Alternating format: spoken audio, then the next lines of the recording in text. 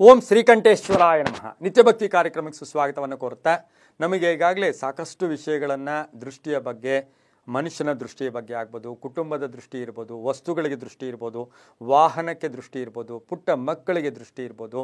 ಈ ದೃಷ್ಟಿ ಅಂದಾಗ ಇದು ಒಂದು ನಕಾರಾತ್ಮಕ ಶಕ್ತಿಗಳು ಕೂಡ ಆಗಿರುತ್ತೆ, ಹಾಗೆ ಋಣಾತ್ಮಕ ಶಕ್ತಿ ಅಂತ ನಾವು ಕರಿತೀವಿ, ಒಂದು ನೆಗೆಟಿವ್ ಎನರ್ಜಿ. ಆದರೆ ಇವತ್ತಿನ ದಿನ ನೀವಿರ್ತಕ್ಕಂಥ ಬಾಡಿಗೆ ಮನೆ, ನೀವಿರ್ತಕ್ಕಂಥ ಅಪಾರ್ಟ್ಮೆಂಟ್, ನೀವಿರ್ತಕ್ಕಂಥ ಯಾವುದೋ ಒಂದು ಫ್ಲೋರಲ್ಲಿ ನೀವಿದ್ದೀರಾ, ಅಥವಾ ನಿಮ್ಮ ಕುಟುಂಬದಲ್ಲಿ ಕ್ಲೀನಾಗಿ ಮನೆಯನ್ನು ಚೆನ್ನಾಗಿ ಚೊಕ್ಕವಾಗಿ ಇಟ್ಕೊಂಡಿದ್ದೀರಾ, ಆ ಮನೆಗೆ ದೃಷ್ಟಿ ಇರ್ಬೋದು, ಅಥವಾ ನೀವು ಕಟ್ಕೊಂಡಿರೋ ಮನೆಗೆ ದೃಷ್ಟಿ ಇರ್ಬೋದು.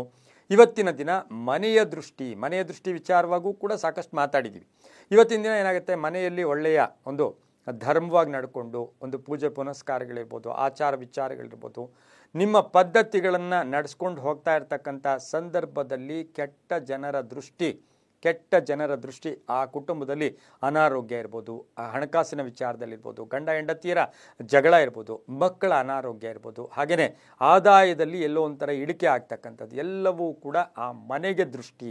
ಯಾಕೆ ಅಂತ ಹೇಳಿದ್ರೆ, ನಾವು ಎಷ್ಟೇ ವ್ಯಾಪಾರ ಎಷ್ಟೇ ವ್ಯವಹಾರ ಮಾಡಿದ್ರೂ ಕೂಡ ಮನೆ ಬಂದು ಸೇರ್ಕೋಬೇಕಾಗತ್ತೆ, ಮನೆಯಿಂದ ಹೊರಡಬೇಕಾಗತ್ತೆ, ಮನೆ ಬಂದು ಸೇರ್ಕೋಬೇಕು. ಇದು ಮನೆ ಅಂತಕ್ಕಂಥದ್ದು ನಮಗೆ ಒಂದು ಟ್ರಾನ್ಸ್ಫಾರ್ಮರ್ ಇದ್ದ ಹಾಗೆ. ಆ ಮನೆಗೆ ದೃಷ್ಟಿಯಾಗಿದ್ದರೆ ಅನೇಕ ತಂತ್ರಗಳಲ್ಲಿ ಒಂದು ಪುಟ್ಟ ತಂತ್ರ, ಸಣ್ಣ ತಂತ್ರ, ಎಲ್ಲರೂ ಮಾಡ್ತಕ್ಕಂತಹ ಒಂದು ವಿಧಿವಿಧಾನ. ಆ ಮನೆಗೆ ದೃಷ್ಟಿ ಹೋಗೋದಕ್ಕೆ ಏನು ಖರ್ಚೇ ಇಲ್ಲ, ಯಾರನ್ನೂ ಕರೀಬೇಕಾಗಿಲ್ಲ, ನಿಮಗೆ ನೀವೇ ಮಾಡ್ಬೋದು, ಮನೆಯ ಯಜಮಾನ ಮಾಡ್ಬೋದು, ಮನೆಯ ಯಜಮಾನತಿ ಮಾಡ್ಬೋದು. ಆದರೆ ಮಕ್ಕಳ ಕೈಯಲ್ಲಿ ಮಾಡಿಸ್ಬೇಡ್ರಿ. ಮನೆಯಲ್ಲಿ ದೊಡ್ಡವರು ಈ ಒಂದು ತಂತ್ರವನ್ನು ಮಾಡಿದ್ದೆ ಆದರೆ ಆ ಮನೆಗೆ ದೃಷ್ಟಿ ಆಗೋದಿಲ್ಲ, ಆದರೂ ಹೊರಟೋಗುತ್ತೆ. ಇದು ಪುಟ್ಟ ತಂತ್ರ, ಸರಳ ವಿಧಾನ. ನಾವು ನಿಂಬೆಹಣ್ಣಿಗೆ ಹೆಚ್ಚು ಪ್ರಾಶಸ್ತ್ಯ ಕೊಡ್ತೀವಿ. ನಮ್ಮಲ್ಲಿ ಏನಾಗಿದೆ ಅಂದರೆ, ದೊಡ್ಡ ದೃಷ್ಟಿಗೂ ಕೂಡ ನಿಂಬೆಹಣ್ಣು ಉಪಯೋಗಿಸ್ತೀವಿ, ಕುಂಬಳಕಾಯಿ ಉಪಯೋಗಿಸ್ತೀವಿ, ಸೌತೆಕಾಯಿ ಉಪಯೋಗಿಸ್ತೀವಿ, ತೆಂಗಿನಕಾಯಿ ಉಪಯೋಗಿಸ್ತೀವಿ, ಕೆಲವು ದೃಷ್ಟಿಗಳಿಗೆಲ್ಲ ಇದನ್ನು ಉಪಯೋಗಿಸ್ತೀವಿ. ಆದರೆ ಮನೆಯ ದೃಷ್ಟಿಗೆ ಮಂಗಳವಾರ ಅಥವಾ ಶುಕ್ರವಾರ ಸಂಜೆ ಸಂಧ್ಯಾಕಾಲ, ಬೆಳಗಿನ ಜಾವ ಅಲ್ಲ, ಸಂಧ್ಯಾಕಾಲ 6:30ಯಿಂದ 8:30 ಒಳಗಡೆ ಊಟ ಮಾಡೋಕ್ಕೆ ಮುಂಚೆ, ಯಾರು ಊಟ ಮಾಡೋಕ್ಕೆ ಮುಂಚೆ, ಅಥವಾ 6ರಿಂದ 8:30 ತಗೊಳ್ಳಿ. ಈ ಸಮಯದಲ್ಲಿ ಈ ತಂತ್ರ ಏನು ಮಾಡಬೇಕು, ಒಂದೇ ಒಂದು ನಿಂಬೆಹಣ್ಣು ತಗೋಬೇಕು. ಆ ನಿಂಬೆಹಣ್ಣನ್ನು ಕಟ್ ಮಾಡಬೇಕು.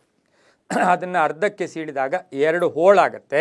ಆ 2 ಹೋಳಿಗೆ, ಒಂದು ಹೋಳಿಗೆ ಅರಿಶಿನ, ಒಂದು ಹೋಳಿಗೆ ಕುಂಕುಮವನ್ನು ಲೇಪನ ಮಾಡಬೇಕು. ಅದರ ಮೇಲೆ ಸಾಧ್ಯವಾದರೆ 3 ಅಥವಾ 5 ಉಪ್ಪಿನ ಕಾಳುಗಳು, ಎಣಿಸ್ಕೊಳ್ಳೋಕ್ಕೂ ಹೋಗಬೇಡಿ, ಅದರ ಮೇಲೆ 3 ಅಥವಾ 5 ಉಪ್ಪಿನ ಕಾಳುಗಳನ್ನು ಆ ಒಂದು ಅರಿಶಿನದ ಮೇಲೆ, ಆ ಕುಂಕುಮದ ಮೇಲೆ ಇಡಬೇಕು. ಎರಡೂ ಕೈಯಲ್ಲಿ ಇದರಲ್ಲಿ ಅರಿಶಿನ ಇರಬೇಕು, ಇದರಲ್ಲಿ ಕುಂಕುಮ. ಆ ಮನೆಯ ಬಾಗಿಲ ಹತ್ರ, ಅಂದರೆ ಸಿಂಹದ್ವಾರದ ಹತ್ರ ನೋಡಿ, ಎರಡೂ ಕೈಗಳಿಂದ ಈ ರೀತಿ 7 ಬಾರಿ ನಿವಾಳಿಸಿಬಿಟ್ಟು ಸಿಂಹದ್ವಾರದ ಹತ್ರ ನಿವಾರಿಸಿ ಈ ಒಂದು ಮಂತ್ರ ಸಾಧ್ಯವಾದರೆ ಸರ್ವದುಷ್ಟ ಗ್ರಹ ನಿವಾರಕಾಯ ಸ್ವಾಹ ಹೇಳ್ಕೊಳ್ಳಿ. ತುಂಬ ಈಸಿ. ಇಲ್ಲಾಂದರೆ ಸರ್ವದುಷ್ಟ ಗ್ರಹ ಪೀಡಾ ನಿವಾರಕಾಯ ಕುರು ಸ್ವಾಹ, ಸರ್ವದುಷ್ಟ ಗ್ರಹ ಪೀಡಾ ನಿವಾರಕಾಯ ಕುರು ಸ್ವಾಹ, ಸರ್ವದುಷ್ಟ ಗ್ರಹ ನಿವಾರಕಾಯ. ಇದಿಷ್ಟೇ.